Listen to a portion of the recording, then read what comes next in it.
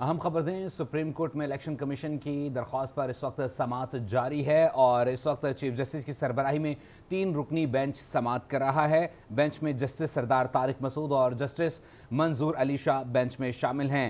Chief justice نے کہا کہ آپ نے تو 8 فروری کو الیکشن کروانے ہیں۔ وکیل الیکشن کمیشن نے کہا کہ ہائی کورٹ میں پی ٹی آئی کے عمیر نیازی نے درخواست دائر کی۔ عمیر نیازی کی درخواست انفرادی ہے یا پارٹی کی جانب سے ہے؟ چیف جسٹس نے سوال کیا۔ سجید سواتی نے کہا کہ درخواست گزار چاہتے ہیں آروز عدلیہ سے لیے جائیں۔ مزید کیا ڈیٹیلز ہیں جان لیتے ہیں یاسر نظر سے۔ یاسر، اپڈیٹ کیجئے گا، مزید کیا ریمارکس دیے گئے ہیں؟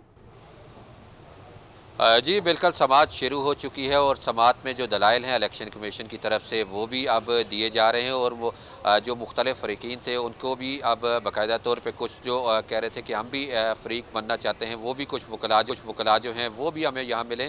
تو اس کے بعد اب جو کارروائی ہے وہ آگے بڑھی ہے۔ الیکشن کمیشن کے وکیل سے سپریم کورٹ کے جو معزز ججز ہیں ان کی طرف سے پوچھا گیا کہ آپ نے فوری طور پہ آج ہی کیوں جو ہے اس کے پٹیشن دائر کرنے کا کہا، تو جس پہ ان کی طرف سے کہا گیا کہ الیکشن کا شیڈول جو ہے وہ دینا ہے، حتمی طور پہ چیزیں جو ہیں وہ مکمل کرنی ہیں، اور الیکشن کے حوالے سے جو ٹریننگ ہے وہ مکمل کرنی ہے، اور ڈی آر اوز اور ان کی جو آر اوز کی ٹریننگ جو ہے وہ مکمل کرنی ہے۔ تو اس کے بعد چیف جسٹس کی طرف سے یہ پوچھا گیا کہ جو جن کی طرف سے جو لاہور ہائی کورٹ میں درخواست گزار ہیں عمیر نیازی، یہ کون ہیں؟ کیا یہ انفرادی طور پہ ان کی طرف سے درخواست دائر کی گئی ہے یا یہ پاکستان تحریک انصاف جو ہیں ان کا حصہ ہیں؟ تو پھر ان کی طرف سے بتایا گیا ہے کہ یہ پاکستان تحریک انصاف کے عہدیدار ہیں اور ان کی طرف سے یہ درخواست جو ہے وہ دائر کی گئی ہے اور یہ پارٹی کی طرف سے ہی کی گئی ہے۔ تو اس کے بعد چیف جسٹس کی طرف سے یہ پوچھا گیا کہ عمیر نیازی، کیا ان کی وجہ سے کیا الیکشن ہم پورا ملتوی کر دیں؟ عمیر نیازی نے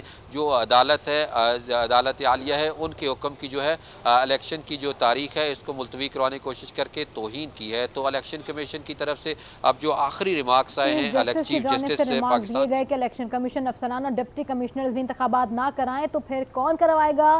تمام ڈی آر اوز متعلقہ ضلع کے ڈپٹی کمشنرز ہیں۔ ہمیں اپڈیٹ کر رہے تھے یاسر نظر، آپ کا بہت شکریہ۔